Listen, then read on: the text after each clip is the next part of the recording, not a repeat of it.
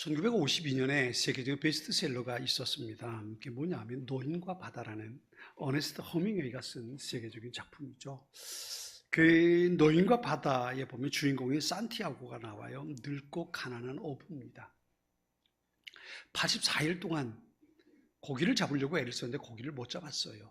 그래서 좀 더 먼 바다 가서 고기를 잡아보겠다고 작은 노를 저어서 먼 바다까지 나갑니다. 그리고 거기서 드디어 사흘간 사투 끝에 굉장히 거대한 물고기를 한 마리 잡습니다.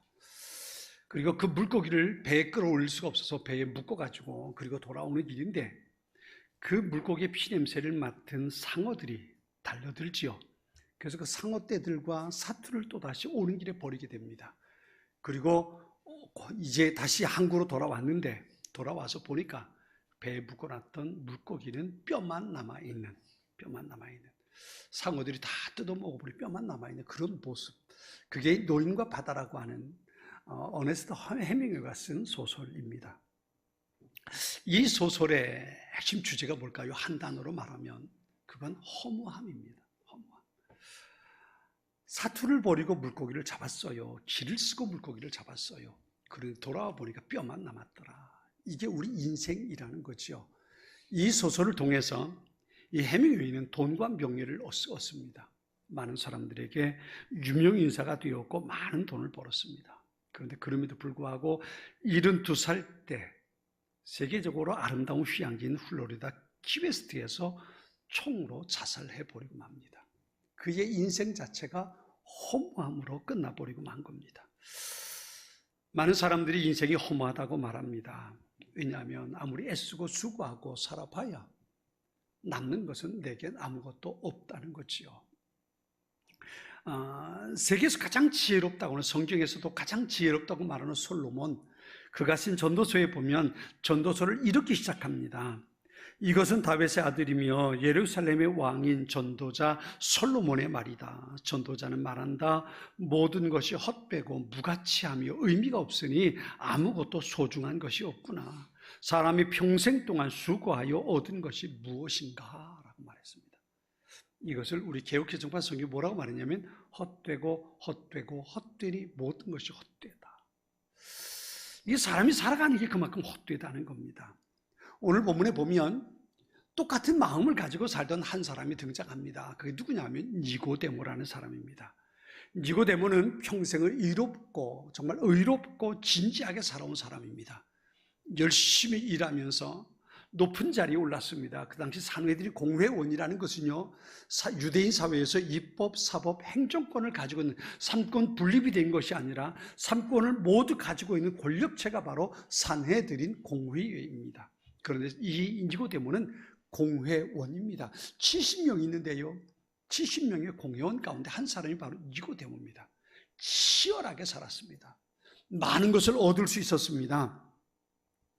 그리고 높은 자리까지, 자기가 원하는 자리까지 올라왔습니다. 그런데 그 마음속에 아직 공허한 게 있는 겁니다. 그것이 무엇이었냐면 이대로 사는 것이 맞을까라는 얘기입니다.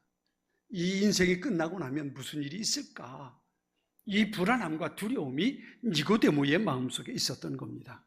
많은 사람들에게 평판을 얻고 동망을 얻으면서 그렇게 성공적인 삶을 살아왔지만 나이 많아 노년이 되어서 이렇게 살다 끝나는 것일까라는 생각이 그의 마음속에 있게 된 겁니다.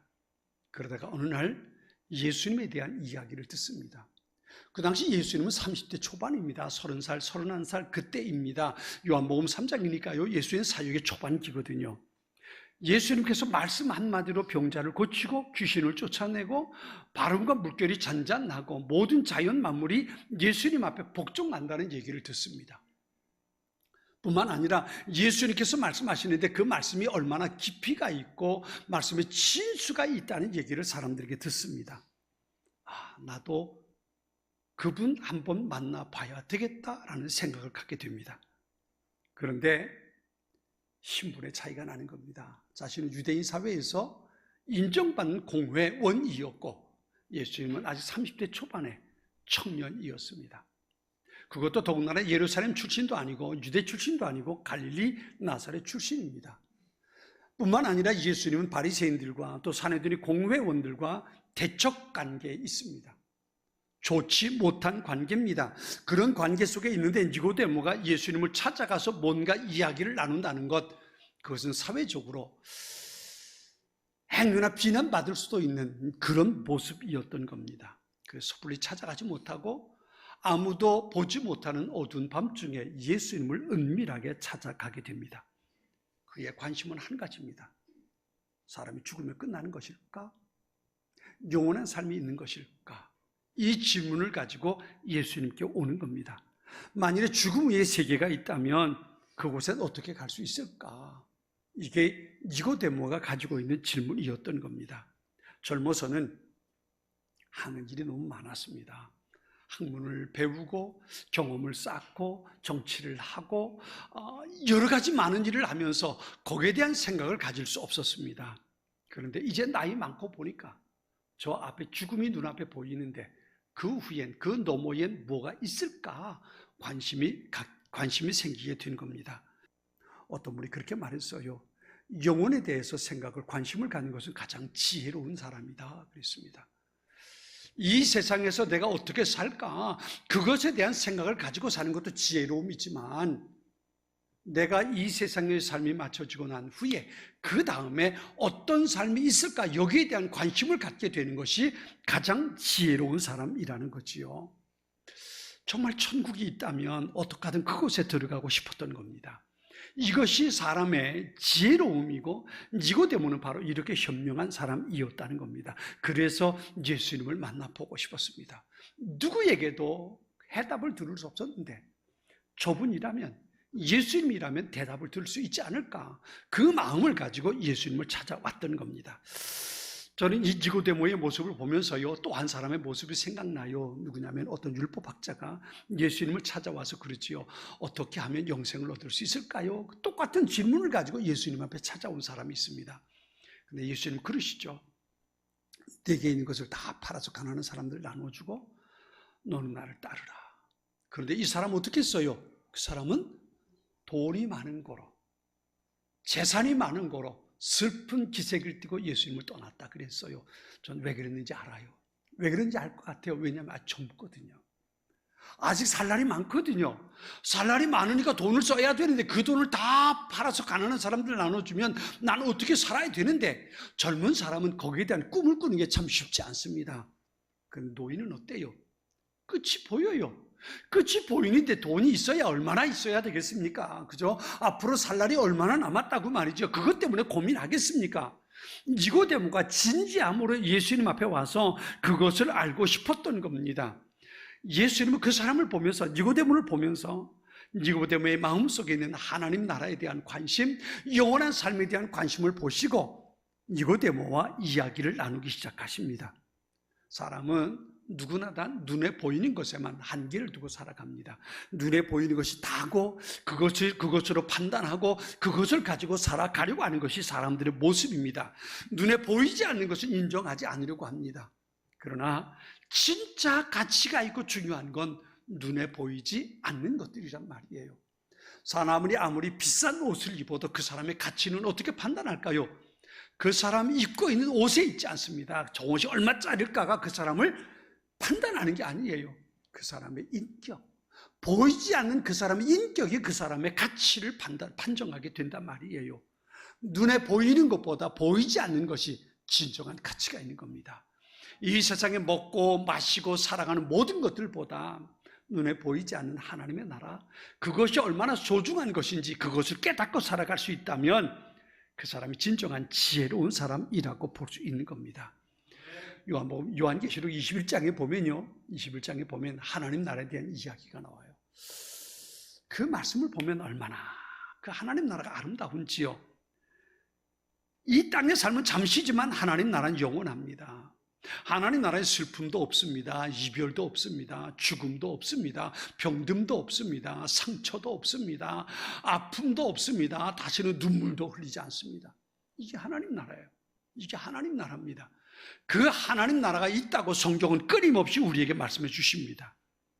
이 땅은 지난번에 말씀드린 것처럼 슬픔의 고해, 고난의 삶이지만 하나님 나라의 그 모든 것이 없는 진정한 평안이 있는 나라가 바로 하나님 나라라는 겁니다. 이 땅은 각종 시행착오, 후회, 아픔, 슬픔, 원망, 미움, 시기, 질투 이걸 가지고 살아가는 게 이 세상의 삶이라면 하나님 나라는 하나님께서 주시는 평안을 가지고 늘 기쁨과 감사가 넘치는 그런 삶이 바로 하나님 나라라는 겁니다. 우리는 믿음을 가지고 그 하나님 나라를 바라볼 수 있어야 합니다. 우리가 신앙의 삶을 사는 가장 큰 이유가 뭘까요? 가장 큰 이유가 하나님 나라 아닐까요? 영원한 삶에 대한 것. 그 예수님 요한복음 3장 오늘 보면 뒤에 16절 넘어가서 보면 그렇게 말씀하시잖아요. 하나님이 세상을 이처럼 사랑하사 독생자를 주셨으니 이는 그를 믿는 자마다 멸망하지 않고 무엇을 얻게 한다고요? 영생을 얻게 하려 하십니다. 영생이 뭐예요? 영생은 하나님 나라 아닙니까? 그렇죠? 하나님 나라잖아요.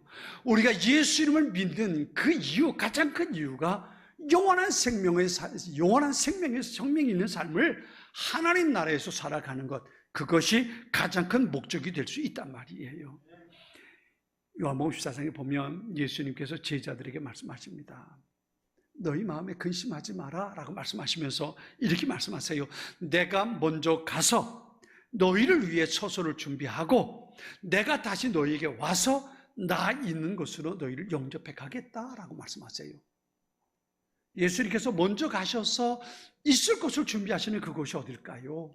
그것이 바로 하나님 나라 아닙니까? 천국이잖아요.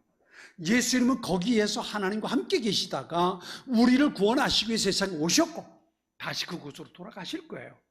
하나님 나라에 대해서 가장 분명한 지식을 가지고 있는 분이 바로 예수님이시란 말이에요. 그분이 말씀하시는 거예요. 내가 너희들보다 먼저 가서 너희가 있을 곳을 준비할 거야. 다 준비하면 너희 와서 데리고 갈게 라고 예수님 말씀하신단 말이에요. 사랑하는 성도 여러분, 우리를 위해서 예수님께서 하나님 나라에 우리의 있을 곳을 준비하시고 다시 오셔서 우리를 맞이하실 때 우리 모두 천국을 향해 가서 그곳에서 영원한 삶을 살 수 있는 하나님의 사람들, 그런 복 있는 하나님의 사람들 될 수 있기를 축원합니다. 이 믿음이 우리에게 필요한 거예요. 살면 얼마나 더 살겠어요, 그죠? 30년을 살겠습니까? 40년을? 전 30년 살겠네요. 전 30년 살겠네요, 아직. 그죠? 30년, 40년, 50년 살면 얼마나 더 살겠습니까? 살아온 날보다 살아갈 날이 더 짧아요, 길어요? 짧은 사람들이 더 많잖아요. 그러면 그 다음에 영원한 시간을 나는 어디서 보내게 될까? 이 질문을 니고데모가 가지고 있었단 말이에요. 그 질문을 가지고 예수님께 찾아온 겁니다. 찾아왔을 때 예수님께서 니고데의 마음속에 있는 그 질문을 보시고 하나님 나라, 영원한 생명에 대해서 말씀해 주시는 겁니다. 그 하나님 나라에 어떻게 들어갈 수 있을까요? 예수님이 이렇게 말씀하십니다. 오늘 본문에 보면 거듭나지 않으면 이라고 말씀하시면서 5절은 이렇게 말씀하십니다. 5절 말씀, 예수께서 대답하시되 진실로 진실로 네게 이르노니 사람이 물과 성령으로 나지 아니하면 하나님 나라에 들어갈 수 없느니라 그랬어요. 예수님께서 천국에 대해서 하나님 나라에 대해서 말씀하시니까 니고데모가 묻습니다. 거기 어떻게 들어갈 수 있습니까? 거듭나야 한다고 말씀하시는데 거듭난다는 게 뭔지 나는 이해가 되지 않습니다. 거듭난다는 게 뭡니까? 어떻게 하나님 나라에 들어갈 수 있는 겁니까? 라고 물은 거예요. 그랬더니 예수님께서 이렇게 말씀하시는 거예요. 물과 성령으로 거듭나지 않으면, 물과 성령으로 다시 나지 아니하면 하나님 나라에 들어갈 수 없다는 겁니다. 천국은 분명 하나님께서 우리를 위해 준비하신 영원한 축복의 장소입니다. 그런데 그 천국에 들어가려면 반드시 필요한 것이 있다는 겁니다. 그게 뭐냐 하면 물과 성령으로 태어나는 겁니다. 물과 성령으로 태어나는 것. 물과 성령으로 거듭난다는 것이 무엇을 말할까요? 첫 번째, 물이라는 것은요, 씻는 거죠. 씻는 의미가 있습니다. 씻는다는 것. 우리의 모든 죄를 예수님의 거룩한 십자가 보혈로 씻어내는 겁니다. 씻어내는 거예요. 이게 필요합니다. 다시 말하면 하나님 나라에 들어가는 건 반드시 우리가 한 가지 필요한 게 있는데, 그게 뭐냐면 예수님의 십자가 사건이 나를 위한 사건이라는 것을 믿음으로 고백해야 된다는 겁니다. 예수님께서 내 죄를 씻어주시기 위해서, 나를 위해서 이 땅에 오셔서 십자가에 돌아가셨다는 것, 그 예수님의 십자가 사건이 나의 죄를 위한 사건이라는 것을 우리가 믿음으로 고백할 수 있어야 된다는 겁니다. 이것을 우리 다른 말로 말하면 회개한다는 말입니다. 회개한다는 거예요. 죄라는 게 뭘까요? 죄라는 게 뭘까요? 우리 주기도문 하면서 그렇게 말해요. 우리가 우리에게 지은 죄를 용서해 준 것처럼 우리의 죄를 사하여 주옵시고라고 말하는데, 우리 새로 바뀐 주기도문 뭐라고 말합니까? 다른 사람이 내게 잘못한 것을 내가 용서해 준 것처럼, 나의 무엇을 용서해 달라고요? 나의 죄를 용서해 달라고. 다른 사람이 내게 잘못한 것 내가 용서해 줬는데, 하나님 그것처럼 내 죄를 용서해 달라고 말해요. 여기 우리 이전에는요, 우리에게 죄 지은 자를 사하여 준 것처럼, 용서해 준 것처럼 우리의 죄를 사해 달라고 말하거든요. 그런데 여기 지금 새로 바뀐 거에는 죄와 잘못을 구분해 놨어요. 죄와 잘못은 다른 거예요. 잘못이라는 건요, 거짓말하는 게 잘못일 수 있어요. 남을 미워하는 것도 잘못일 수 있어요. 근데 죄라는 건 뭐냐면요, 하나님을 믿지 못하고 예수님을 믿지 못하고 살아가는 삶에서 나타나는 모든 것이 죄예요. 그게 죄예요. 그러니까 예수님을 믿지 않는 것, 예수님을 믿지 않고 내 마음대로 살아오는 것이 죄예요. 회개라는 건 그렇다면 뭘까요? 회개라는 건 내가 예수님을 몰라서, 내가 하나님을 몰라서 내가 살아왔던 내 삶의 모든 잘못된 행위들이 바로 죄가 되는 거예요. 그걸 회개하는 겁니다. 하나님, 내가 하나님을 몰라서 이렇게 살아왔습니다. 내가 예수님을 믿지 못해서 내가 이렇게 살아왔습니다. 하나님, 나를 용서해 주세요. 이게 회개입니다. 여러분 잊지 마세요. 이 진정한 회개가 우리의 삶에 없다면 우리 구원받지 못하는 겁니다. 구원받지 못하는 거예요. 교회를 평생 다녔어도 말이죠, 교회를 평생 다녔어도 이 진정한 회개가 내게 없다면, 예수님의 십자가 보혈로 내 죄를 씻김 받는 이 은혜가 없다면 그 사람은 천국까지 못하는 거예요. 이게 중요한 거예요. 그래서 물과 성령이라고 말하는 겁니다. 내 죄를 예수님의 십자가 보혈로 씻김 받아야만 용서함 받고 천국 가는 거예요. 성경에 보면 예수님께서 천국의 비유를 말씀하시면서 이런 말씀이 있어요. 어떤 왕이 아들의 혼인잔치를 준비해서 사람들을 초청합니다. 사람들이 하나같이 못 온대요. 안 가겠대요. 그리고 왕이 사람들을 보내서 그 사람 다 죽여버리고 다른 사람들을 초청합니다. 초청하는데 많은 사람들이 초청받아 와서 혼인잔치에 참석했는데, 왕이 가만히 보니까 예복을 입지 않은 한 사람이 발견되는 거예요. 그 왕이 말합니다. 저놈 쫓아버려. 저놈 여기 있을 자격이 없다. 쫓아내라라고 말씀하세요.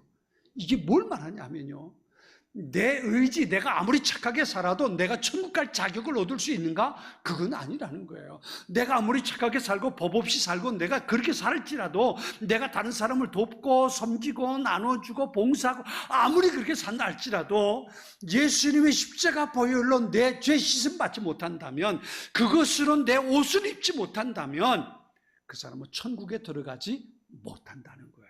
못한다는 거예요. 그러니까 내 의가 아니라 예수님의 십자가의 공로로 우리는 천국에 들어가는 사람들이 되는 거예요. 이게 바로 물이에요. 예수님이 이렇게 말씀하세요. 나는 길이요 진리요 생명이, 나로 말미암지 않고는 아버지께로 갈 자가 없다. 예수님이 길이에요. 그분을 통해서만, 그분의 십자가의 공로를 통해서만 우리는 하나님 앞에 나아갈 수 있는 소중한 은혜를 누릴 수 있게 된 거란 말이에요. 우리에게 이것이 있어야 돼요. 이것을 확인해 봐야 합니다. 내 안에 이 고백이 있는가? 정말 내 모든 죄를 주님 앞에 내려놓고 회개하고 용서함 받은 그 감격이 내 안에 있는가? 진정 주님 앞에 내가 그렇게 회개했는가? 우리는 우리의 모습을 돌이켜볼 수 있어야 합니다. 신앙생활은 여기서부터 시작이 되는 겁니다. 시편 32편 1절에 그렇게 말씀하세요. 죄 사함을 받고 허물이 가리워진 자는 복이 있다. 복이 있다. 예수님 앞에 죄 사함의 은총을 받고 십자가 보혈로 죄 씻음 받고 천국의 소망을 가지고 살아갈 수 있는 우리 모두 될 수 있기를 축원합니다. 이 고백이 우리에게 있어야 합니다. 그런데 주님은요, 오늘 보면 속에 니고데모와의 대화 속에서 물과 성령으로 나지 아니하면 그랬어요. 물과 더하기 뭐예요? 성령으로 나지 아니하면 하나님 나라에 들어갈 수 없다 그랬어요. 물은 죄로 씻는 회개를 의미한다고 말씀드렸어요. 그러면 성령은 뭘까요? 성령은 이렇게 말할 수 있습니다. 여러분, 예수님을 믿겠다고 회개하고 주님을 영접하는 그 순간 성령께서 그 사람의 마음 가운데 역사하십니다. 사도행전 2장 38절에 이렇게 말씀하세요. 너희가 회개하여 각각 예수 그리스도의 이름으로 세례를 받고 죄사함을 받으라. 그리하면 성령을 선물로 받으리니 그랬어요. 내가 죄인이라는 것을 깨닫게 되는 것, 예수님의 십자가 사건이 나를 위한 것이라는 것, 이것을 깨닫게 되는 것이 성령의 역사입니다. 여러분, 성령이 하는 일들은 참 많은데요, 그 중에 가장 중요한 게 뭐냐 하면 하나님이 계신 것을 알게 하고 예수님의 십자가가 나를 위한 것임을 알게 하고 예수님이 나의 주님이시라는 것을 깨닫게 하는 이 일이 성령께서 하시는 가장 중요한 일이에요. 많은 사람이 예수님을 알아요. 많은 사람이 하나님에 대한 이야기도 들어요. 많은 사람들이 성경에 대해서 연구하고 읽고 그렇게 배웁니다. 예수님께서 십자가에 돌아가셨다는 것도 알아요. 문제는 뭐냐면, 문제는 예수님의 그 십자가 사건이 나를 위한 것이라는 것을 깨닫지 못하는 거예요. 하나님의 세상에 하나님의 유대인들이 하나님을 믿는다는 것, 기독교인들이 하나님을 믿는다는 건 다 알아요. 그런데 그 하나님이 천지를 창조하신 분이고 그의 나의 생명의 주관자라는 것을 그들은 깨닫지 못한단 말이에요. 그런데 예수 믿는 사람은 성령께서 그 안에 역사하셔서 그것을 깨닫게 도와주시는 거예요. 성경은요, 성령이 하나님의 영, 예수의 영이라고 말씀하십니다. 이 말을 다르게 말하면 성령께서 하나님의 마음과 예수님의 마음, 하나님께서 기뻐하시고 하나님께서 원하시는 것이 무엇인지 하나님의 영이신 성령께서 알고 계신다는 거예요. 사랑하는 성도 여러분, 하나님을 기쁘시하며 살아가길 원하십니까? 하나님께서 소원하시는 것, 하나님께서 기뻐하시는 그 일을 하며 살아가길 원하십니까? 내가 정말 하나님께 기쁨을 드리고 하나님께 참되게 하나님께 영광을 돌리고 하나님을 찬양하는 삶을 살기 원하시나요? 내가 세상을 따라 살지 않고 하나님 말씀대로 살기를 원하십니까? 그렇다면요, 한 가지 비결이 있어요. 그게 뭐냐면 성령의 다스림을 받아야 돼요. 성령의 다스림을 받아야 돼요. 왜냐하면 성령이 하나님의 마음을 잘 알고 있기 때문에 그렇습니다. 하나님께서 무엇을 원하시는지, 하나님께서 기뻐하시는 것이 무엇인지 그것을 가장 잘 알고 있는 분이 성령이십니다. 하나님의 영이기 때문에 그것을 알고 계세요. 그러니까 내가 정말 하나님을 기쁘시게 해드리길 원한다면, 내가 하나님 앞에 영광 돌리는 삶을 살기를 원한다면, 여러분 잊지 마세요. 내가 성령의 다스림을 받고 성령의 인도하심을 받을 때에 내가 그렇게 살아갈 수 있는 겁니다. 그것이 가장 바르고 온전하게 하나님께서 보시기에 좋은 삶을 살아가는 겁니다. 제가 오늘 설교 제목을 가장 가치 있는 삶이라고 적었습니다. 가장 가치 있는 삶이 어떤 걸까요? 그것은 하나님께서 인정하시는 삶입니다. 사람이 인정하는 게 아닙니다. 세상 사람들, 와, 저 사람 대단해.